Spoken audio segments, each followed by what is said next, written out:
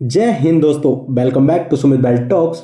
दोस्तों, केन्स टेक्नोलॉजी के result strong आए, ऑर्डर बुक हेल्दी है, बिजनेस एक्सपेंड हो रहा है। फिर भी स्टॉक पिछले कुछ दिनों में काफ़ी ज़्यादा प्रेशर में देखने को मिला। तो आज हम एजुकेशनल पॉइंट ऑफ व्यू से इस चीज़ को समझने की कोशिश करते हैं। केन्स के शेयर में गिरावट क्यों आई, लॉक इन एक्सपायरी क्या होता है जो आजकल काफ़ी ज़्यादा न्यूज़ में है, और इसका इम्पैक्ट इतना स्ट्रॉन्ग क्यों होता है। कैश फ्लो, लीडरशिप चेंज और रेगुलेटरी नोटिस से इन्वेस्टर के सेंटीमेंट को कैसे इफेक्ट होता है, क्योंकि स्टॉक के ऊपर इन सारी चीज़ों का इफेक्ट देखने को मिला जिसकी वजह से स्टॉक में गिरावट हुई। ये वीडियो सिर्फ इन्फॉर्मेशन और एजुकेशनल पर्पज से बनाई गई है। यहाँ पर हमारी कोई बाई और सेल रिकमेंडेशन नहीं है। लेकिन दोस्तों, अगर आप हमारे चैनल पर नए आए हैं तो प्लीज़ चैनल को सब्सक्राइब करना बिल्कुल ना भूलिएगा।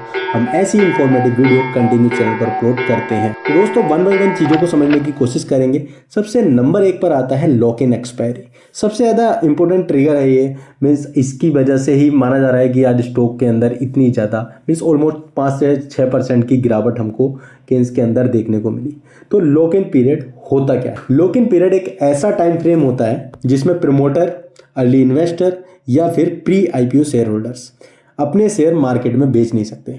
मतलब कोई स्टॉक लिस्ट हुआ है, उससे पहले देखो इन्वेस्टर तो होंगे, प्रमोटर की होल्डिंग होगी, उसमें अर्ली इन्वेस्टर्स भी होंगे, प्री आईपीओ शेयर होल्डर्स भी होंगे। तो वो सारे लोग एक साथ से मीन्स आईपीओ तो लॉन्च हो गया, उसके बाद अगर सब लोग एक साथ स्टॉक बेच देंगे, उनका लॉक इन पीरियड नहीं होगा, तो वो मार्केट में जब स्टॉक अपने बेच देंगे प्रॉफिट बुक करेंगे, क्योंकि मार्केट में स्टॉक जब लिस्ट हुआ तो वो तो अच्छी खासी वैल्यूएशन पर लिस्ट हुआ होगा। तो उसके बाद वो लोग स्टॉक बेच सकते हैं। अगर ऐसा हुआ तो एकदम अनसर्टेनिटी स्टॉक के अंदर आ जाएगी और मार्केट में जो छोटे इन्वेस्टर्स होते हैं उनके ऊपर काफ़ी ज़्यादा प्रेशर आ जाएगा और वो एकदम से सेल नहीं कर पाएंगे। तो इसके लिए बनाया जाता है लॉक इन पीरियड। लेकिन यहाँ पर पॉइंट आता है कि लॉक इन एक्सपायरी होने पर क्या होता है।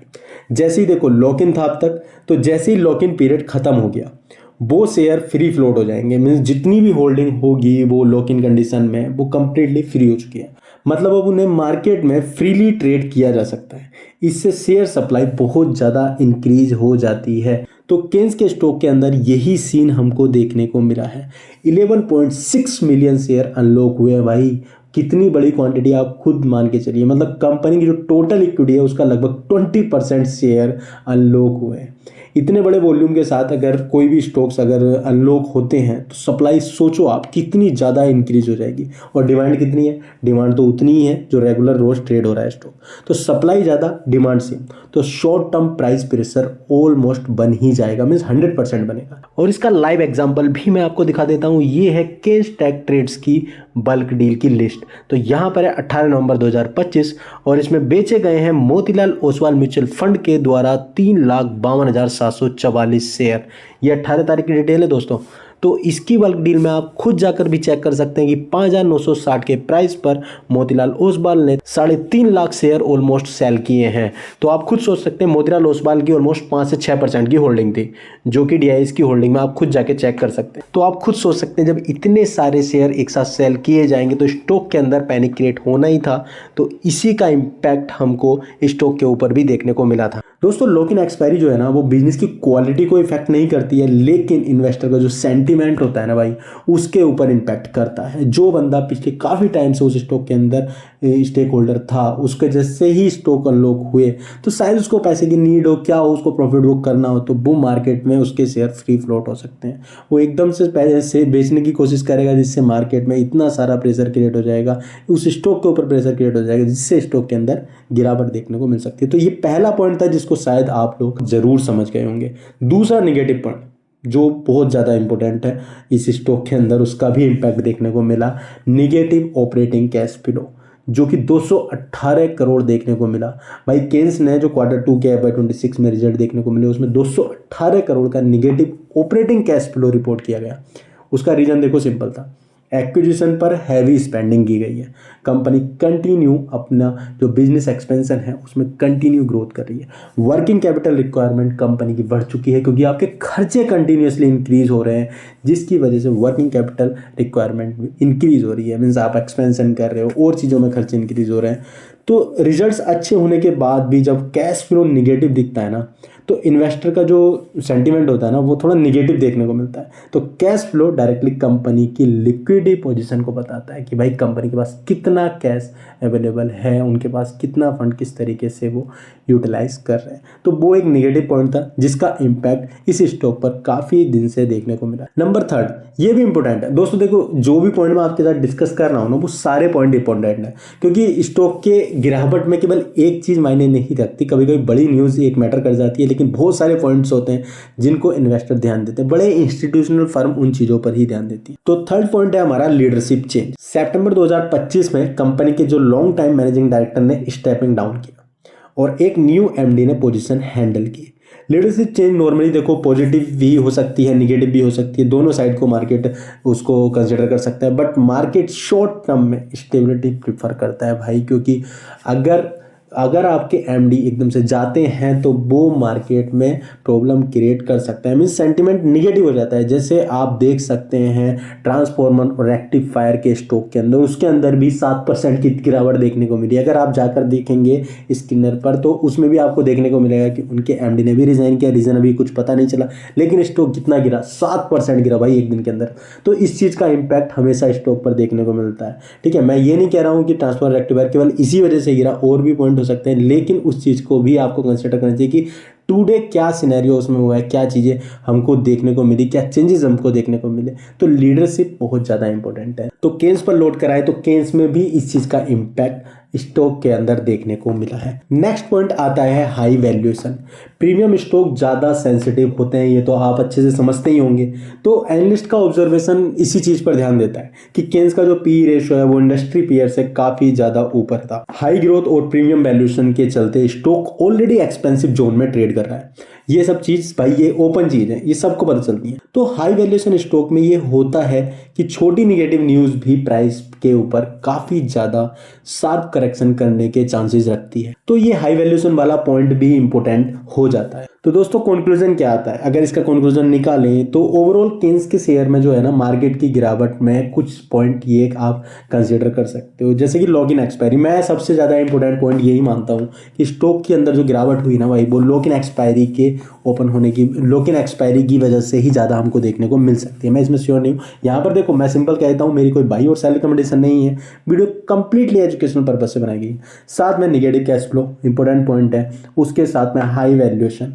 तो ये सारी चीज़ें है ना बहुत ज़्यादा मैटर करती हैं। लीडरशिप ट्रांजिशन, ये सारी चीज़ें बहुत ज़्यादा इंपॉर्टेंट होती हैं। तो दोस्तों आप जानते हैं केन्स के बारे में कि एक्चुअली कंपनी किस तरीके से अपना वर्क करती है, किस सेगमेंट में काम करती है। तो यहाँ पर आप देख सकते हैं Kaynes technology over 3 decade of experience है इनको, providing conceptual design, processing engineering, integrated manufacturing and life cycle support to the OEM। उसके बाद में leading integrated and IoT enable solution ये लोग प्रोवाइड कराते हैं, having capabilities across the entire spectrum of ESDM। बहुत ही ज़्यादा इंपॉर्टेंट है। साथ में ये लोग caters to multiple industry verticals, साथ में बहुत सारी कंपनी हर टाइप के सेगमेंट को ये लोग सर्विसेज प्रोवाइड कराते हैं, जैसे automotive, aerospace, defence, industrial, railway, medical, IT, IoT serves 500 customers in 30 countries. Strategic expansion की बात करें तो evolving as an integrated electronic player by moving into OS80, और उसके साथ में ये लोग डिफरेंट जियोग्राफी में एक्सपेंड कर रहे हैं अपने कस्टमर की रिक्वायरमेंट के हिसाब से। Semicon plant for OS80 already operationalise हो चुका है। और दोस्तों फिलहाल देखा जाए तो ये लोग 22 advance manufacturing facility and design facility के साथ काम कर रहे हैं। Flexible volume including August HDI PCB is upcoming. Design lead manufacturing की बात करें तो ODM solution in the field of smart devices, IoT solution, brushless device technology and gallium nitride technology. दोस्तों मल्टीपल टेक्नोलॉजी पर केन्स टेक्नोलॉजी फिलहाल काम कर रही है। और टेक्नोलॉजी माइलस्टोन की बात करें तो इन्होंने लॉन्च किया इंडिया का first commercial multi chip module from the Sanand OS80 facility, shipping IPM to AOS, ramping up mass production by the January 2026 nation wide. तो 2026 तक का वेट कीजिए, कंपनी का काफ़ी बड़ा प्रोडक्शन इस सेगमेंट से हमको देखने को मिल सकता है। दोस्तों केन्स टेक्नोलॉजी फिलहाल लीडिंग इंटीग्रेटेड इलेक्ट्रॉनिक प्लेयर है इंडिया के अंदर with backward integration into the PSB and vertical integration in the OSAT. तो जो चिप मैन्युफैक्चरिंग सेगमेंट है उसमें केन्स टेक्नोलॉजी काफ़ी ज़्यादा इंपॉर्टेंट रोल प्ले करने वाले हैं फ्यूचर में इंडिया के लिए, जिसमें ये लोग प्रिंटेड सर्किट बोर्ड पर काम करेंगे। ईएमएस सेगमेंट और ओएसएटी असेंबली टेस्टिंग पैकेजिंग का सेगमेंट भी इन हाउस होने वाला है। और मुझको इस कंपनी का जो सबसे इंपॉर्टेंट सेगमेंट लगता है वो है इसका प्रोडक्ट का पोर्टफोलियो। बहुत ही ज़्यादा डाइवर्सिफाइड प्रोडक्ट पोर्टफोलियो है इनका। इनको आप देख सकते हैं ये लोग ऑटोमोटिव सेगमेंट में काम करते हैं, इंडस्ट्रियल सेगमेंट में, रेलवे में, medical devices, aerospace and defence के सेगमेंट में, आईटी और आईओटी के सेगमेंट में भी ये काम करते हैं। तो जो केन्स टेक्नोलॉजी का जो बिजनेस पोर्टफोलियो है, प्रोडक्ट पोर्टफोलियो है, वो बहुत ही ज़्यादा डाइवर्सिफाई है, आप खुद यहाँ पर देख सकते हैं। और इनकी रेवेन्यू मिक्स की बात करें तो यहाँ पर आप देख सकते हैं जियोग्राफिकली इंडिया के अंदर इनका मेजर बिजनेस है। 91% का बिजनेस इनका इंडिया से आता है, लेकिन साथ में ये लोग नॉर्थ अमेरिका में बिजनेस करते हैं, यूरोप में भी करते हैं, एशिया में भी करते हैं और अदर कंट्रीज में भी ये लोग अपना बिजनेस करते हैं।